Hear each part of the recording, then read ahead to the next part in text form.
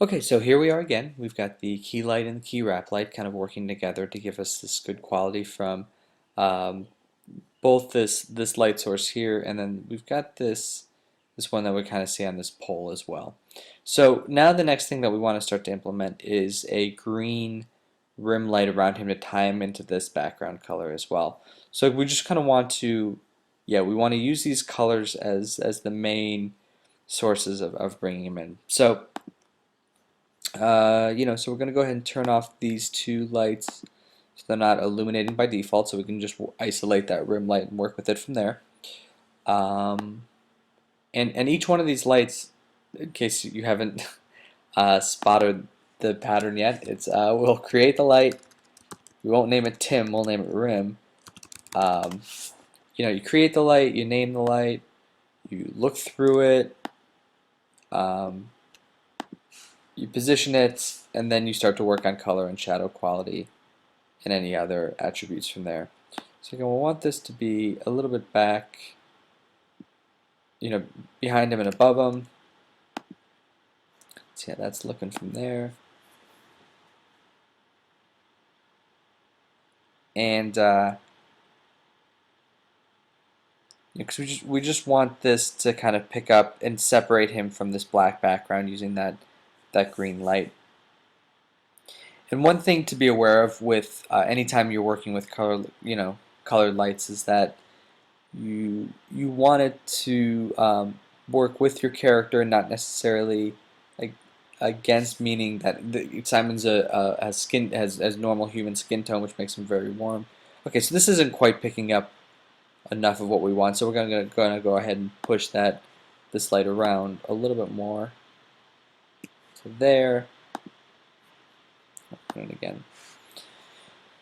So as I was saying, if we're pushing this green light on assignment, it's something you want to do a little bit more carefully because once you start adding cool light to a warm character, you can kind of just make him look muddy and dirty and just sickly, which could be fine, but for the purposes of what we're doing, it may not be so good. Okay, so we're getting some nice color here on his fingers and it's working down his arm. Pushing a little bit. I'm wondering if this is, I wonder if we have this as a shadow caster, if it won't do that. Let's try that real quick. Because again, we can get away with extra shadow casters because, we're not seeing it on the ground, and as long as the shadow value is soft enough, we can the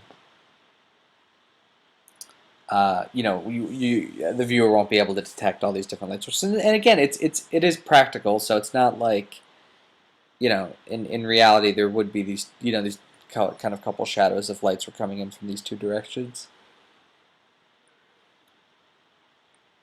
So let's see. Yeah, so we're still kind of getting on his fingers here. We're getting up around his head. I still want to pull it around just a little bit more, just a touch, so that we can start to, because now that's casting shadow, go up and around just a little bit more. Let's see what this gets us.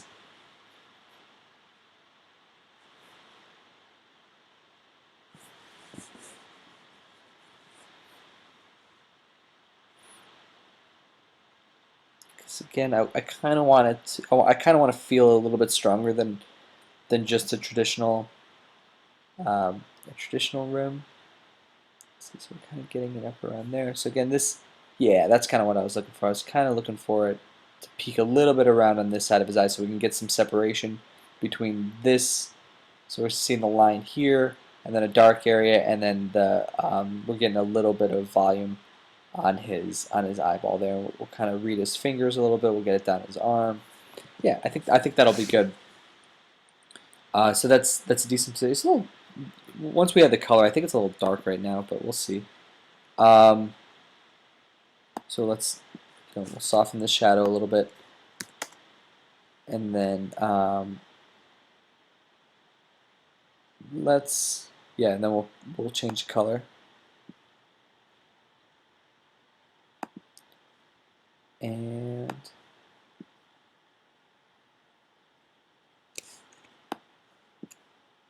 Yeah, I'll kind of pick this green color down in here. That's really green. It's really, really green. It's a little dark too. So we'll lighten that up a little bit and then we'll desaturate it as well, kind of in this region here. And then we'll also turn up this intensity just a little, well, not just a little bit, we'll double it just so you can see the shaping it's giving us.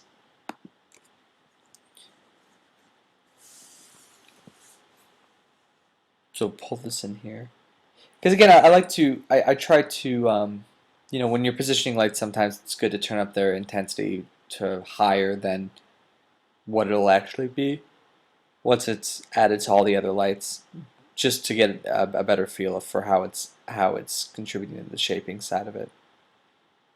So now, okay.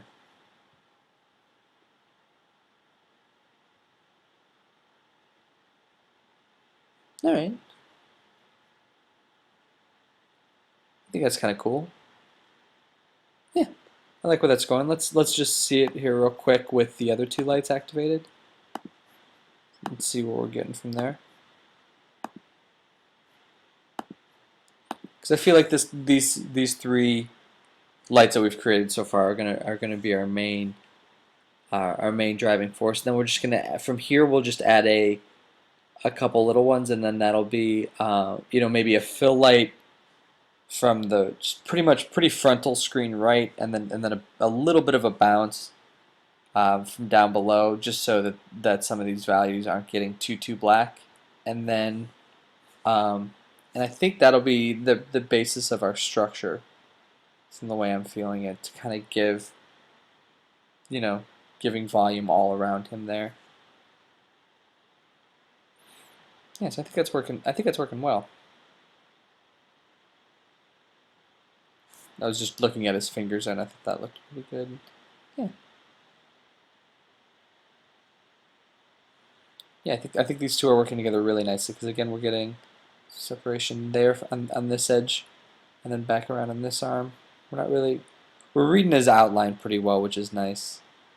So again, from here we'll add in kind of a frontal fill from the screen right side to fill in all these dark areas, and then I'll probably need a bounce light up in here as well. So let's get yeah, let's get kind of a neutralized, a fairly neutralized fill light in this region here. We might, because again we know it's nighttime, and you know, lots of times that light will be maybe a little bit of coolness, but we're just not really seeing it in our background plate too much. So and there's not really much of a sky happening here, so we'll kind of create, yeah, fill light in there. Okay, so turn these guys off, off, off, off. Look back through our, alright, well, let's create a new light from here. And now this one is our fill. I'll fill screen right. Look through it. Center it around Simon. Raise it up just a little bit. And now I know for a fact that we'll want this intensity to be down lower, just because again, you know, it's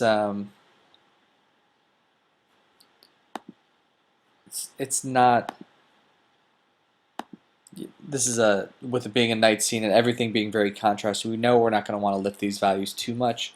We just don't want them being in the black range. And I'm using this light as kind of a bridge on that fill side between the bright key and then back around to the dark, or to the green rim on the other side. So it's just as kind of, it's called a stopgap, if you will.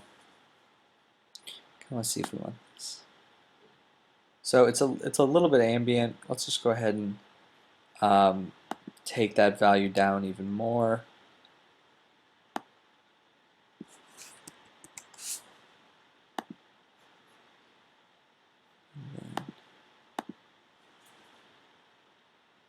So it's a little bit like let's push this around. You know, we'll push this around a little bit more to the screen right side too, because I think it's a little bit flattening. Right now, we'll see how this looks with this intensity value.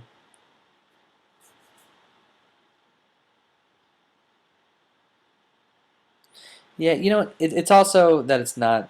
Let's turn this to a shadow caster as well, and then we'll soften it even more. Let's see how much shadow cast will change it. Because I just feel like it's a little flat, like it's just kind of everywhere on that side, and I feel like that if we add that in, it'll flatten it out. And we still we want to maintain shaping on that side too. We'll just it never hurts to try something once. So if we find that having a cat shadows is making it look weird, then we'll turn those off.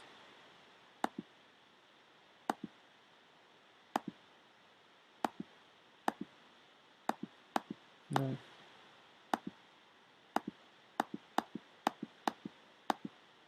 You know what, we'll turn those off for now, and then we'll keep it nice and low in intensity.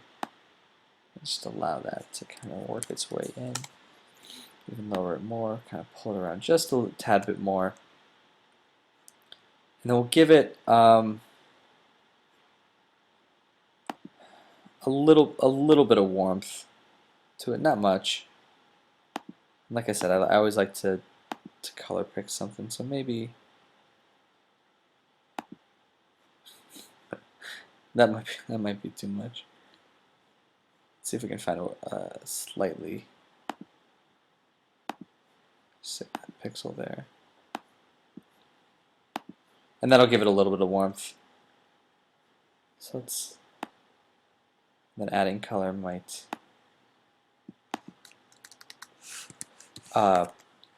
so we'll raise the intensity a little bit because those two numbers will multiply together. Zoom this back out, and let's run that region one more time.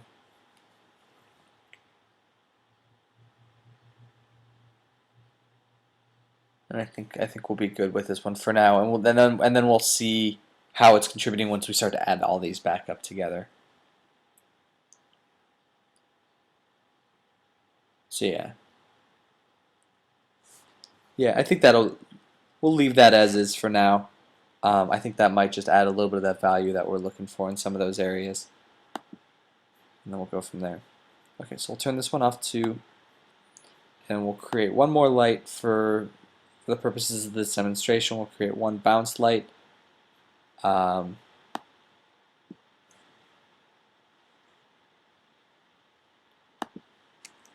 again, you really don't want to create too many crazy ones. And again, I'll have this I kind of favor my bounce lights a little bit away from the key, on the opposite side of the key just a little bit. But it should be pretty much coming up from down below. And in terms of light color on this one, I think we'll kind of use this warmish grayish tone here to be like the cement bouncing back up at him. So again, it won't be too much because there's not a lot of overhead light, so there wouldn't be that much bounce coming up through him there. Let's bounce light before I forget. Turn this intensity down.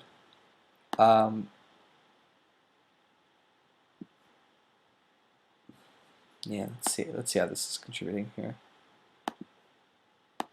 So again, we'll just want a little bit up underneath his chin. He's got such a big bulbous head that we'll just want a little bit of bounce up in there. And maybe up underneath his hand and his arm too, and we'll just kind of see where that's getting us. Yeah, that's exactly what I was looking for. Just kind of right in this region here.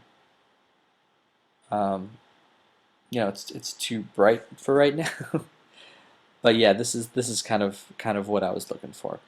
So let's go ahead and turn this set the color, and then just going to do the color in there. Saturate. So something like this is the color, and then we'll turn the intensity down to roughly about where that fill level was. And check this one more time, and then if it's, as long as there's nothing too wacky going on, we'll go ahead and turn all the lights back on and start to see how they're interacting with each other.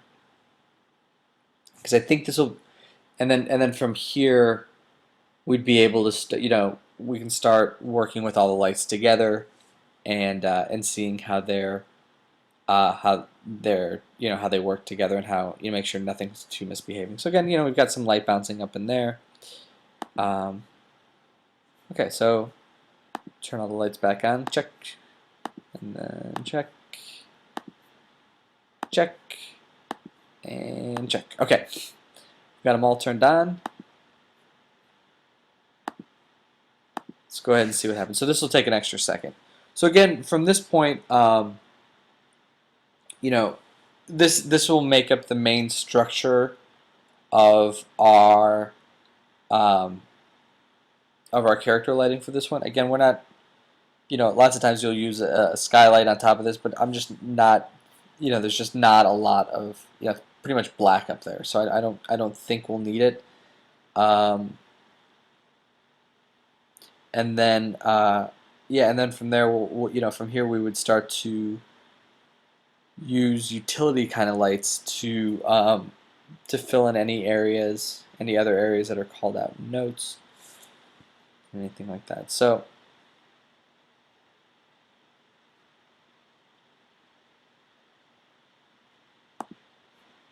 yeah, so I think this is pretty good. The one thing I liked before, but it's really starting to bug me now, is this little spot on his face right there. So we'll go ahead and I also feel like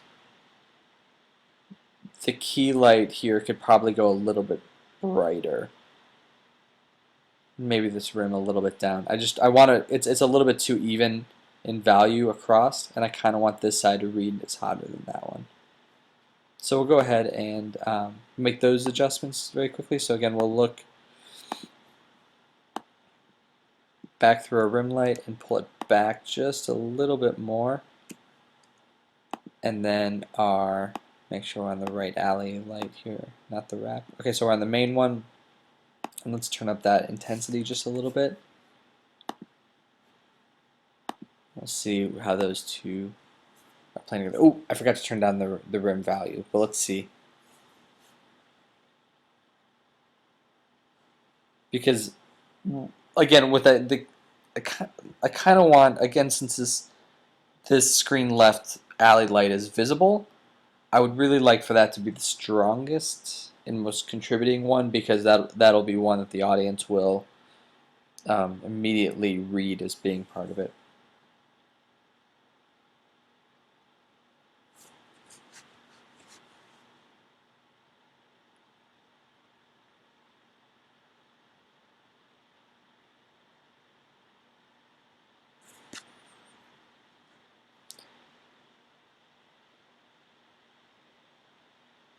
So yes, I think that's working pretty well. Let me just turn down this rim light for now, and then I think, because I turned that up a lot when we were testing it, I never really turned it back down. And then after this, I think we'll pretty much call this done, and I'll caveat some other things that I would start to work with, but I won't kill you guys with the details.